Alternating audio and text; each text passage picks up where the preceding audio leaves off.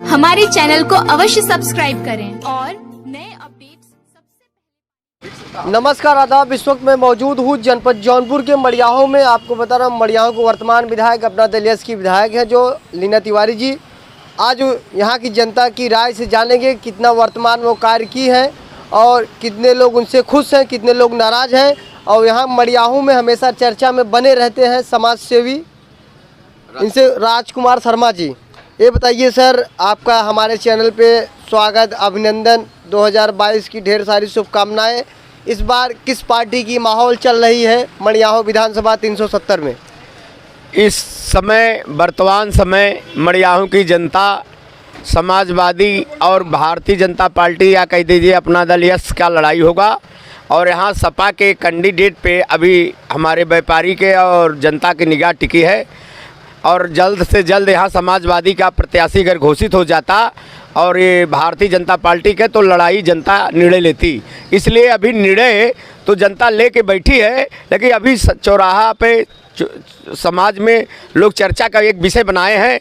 लेकिन यहाँ का जीत तो समाजवादी की तरफ जा रहा है, इसलिए कि समाजवादी के पूर्व विधायक श्रद्धा यादव बहुत चर्चा में है क्षेत्र में, कि श्रद्धा यादव लोकप्रिय नेता हैं और आज भी शादी ब्याह दुख सुख में वो जाती हैं।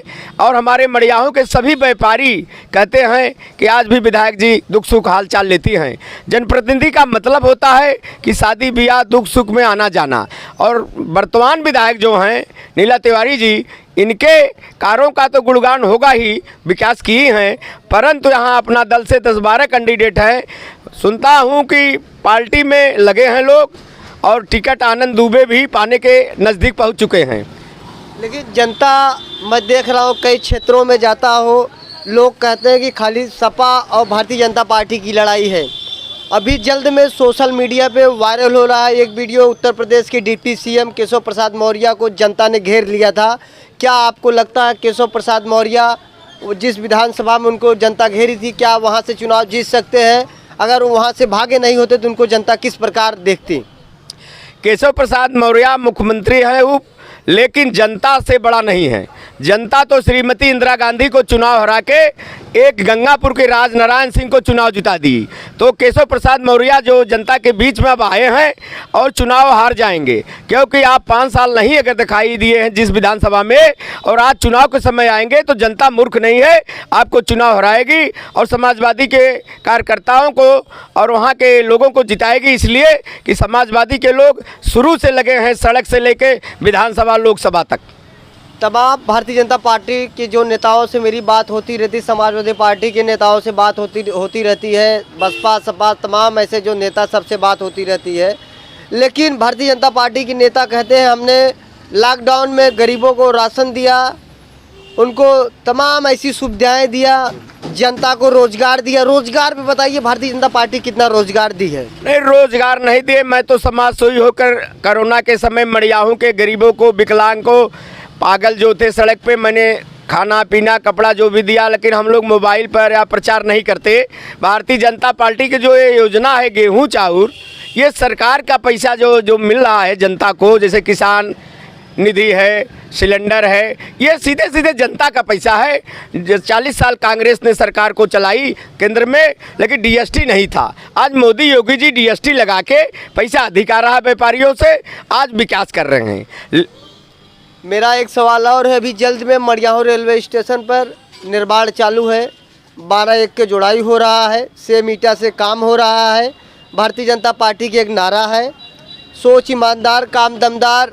क्या यही काम दमदार है सेम ईट? देखिए, जो भ्रष्टाचार है उसको आम पब्लिक जान रही है। कोई जिम्मेदार व्यक्ति नहीं है कि टाउन एरिया में माननीय एसडीएम महोदय एक बार गई, कुछ गड़बड़ काम था, डांट फटकार लगाई। यहाँ पर कोई देखने वाला नहीं है कि एक 4 का मसाला बन रहा है कि एक 15 का। जहाँ जो पा रहा है वो भ्रष्टाचार में लिप्त है। और अब चुनाव के समय में सब कहते हैं कि हमको विधायक बनाइए, संसद बनाइए, लेकिन जनता की आवाज़ यहाँ कोई बनने वाला नहीं है। सिर्फ समाज सेवी होने के नाते यहाँ के व्यापारी किसान को लेकर मैं बोल देता हूँ। एक उदाहरण देता हूँ कि यहीं के विधायक हैं जफराबाद के डॉक्टर हरिंदर सिंह, और दिल्ली सुपर ट्रेन वहाँ रुकती है। मड़ियाहू स्टेशन पर मंगलवार की ये ट्रेन जाती है, कोई रुकवा नहीं सका अभी। और माननीय बीपी सरोज जी चिट्ठी अभी लिखे हैं और इसके लिए 10 मार्च के बाद अन्ना जी हैं बरसठी के और यहाँ के किसान को लेकर मैं धरना प्रदर्शन स्टेशन पर करूँगा जब तक दिल्ली की ट्रेन नहीं रुकेगी। आपके सहयोग से, आपके चैनल के माध्यम से ये कहना चाहता हूँ, आनंद दुबे लोकप्रिय नेता हैं और नवयुवक के बहुत प्रिय है, वो भी लाइन में है। टिकट उनको मिल जाए तो विधानसभा में लड़ाई सपा का और आनंद दुबे को होगी। क्या गौशाला में गाय सुरक्षित है? गौशाला में गाय इसलिए नहीं सुरक्षित है, जहां गौशाला बना है ग्राम प्रधान सेक्रेटरी अपने कार्य को इतश्री कर दिए हैं। गैया गांव में टहल रही हैं या खेत में टहल रही हैं। कुछ तो गोरू कम हुई हैं, अब कहाँ जा रही हैं ये तो आप समझ लीजिए कि गाय कहीं कहीं जा रही है। लेकिन गौशाला में अभी कोई निर्माण कार्य का आदेश नहीं हो रहा है, न गैया के चारा मिल रहा है, न पानी, न दवा। सारे भ्रष्टाचार में लोग लगे हैं, सबको पैसा चाहिए। अकेले क्या करें मोदी, क्या करें योगी? अधिकारी जब सुधरेंगे तब जनता को न्याय मिलेगा। रोड कितना गड्ढा मुक्त हो गया है? गड्ढा मुक्त रोड कहाँ है? अभी तो मैं रामपुर अगर जमालापुर से भदोही जाऊं तो लगता है कि लीवर में घाव हो जाएगा और बीएचयू में इलाज कराना पड़ेगा, इतना खराब रास्ता है। आपका रामपुर टाउन एरिया बनवा दिया, पुल नया निर्माण करा दिया, वो अभी काम सराहनीय कर रही हैं और उनका कार्यकाल समाप्त होने जा रहा है। काम तो बहुत अच्छा कर रही हैं। अब इलेक्शन है, जनता का मूड है तो जनता जो काम करेगी उसी को जिताएगी। यहाँ लड़ाई जो है सपा और भाजपा में होगी, जम की होगी लड़ाई, कोई भी कैंडिडेट होगा।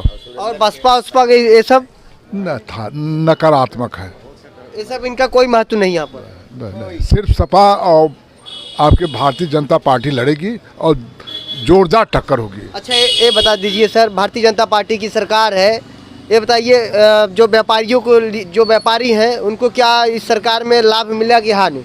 लाभ मिला, क्या हानि मिलेगा? लाभ मिलेगा। व्यापारी को नुकसान क्या है? क्या नुकसान है? फायदा है। ये तो आलोचना करना हर आदमी का काम है। लोकतंत्र है, फ्री है। हम आप पाकिस्तान तो है नहीं कि वहाँ बंदिश है, यहाँ तो लोकतंत्र है भाई। आप बोल सकते हैं, कह सकते हैं, कुल कर सकते हैं। लीना तिवारी के बारे में आप चर्चा करें तो लीना तिवारी सराहनीय काम किया, रामपुर को नगर पालिका बना दिया।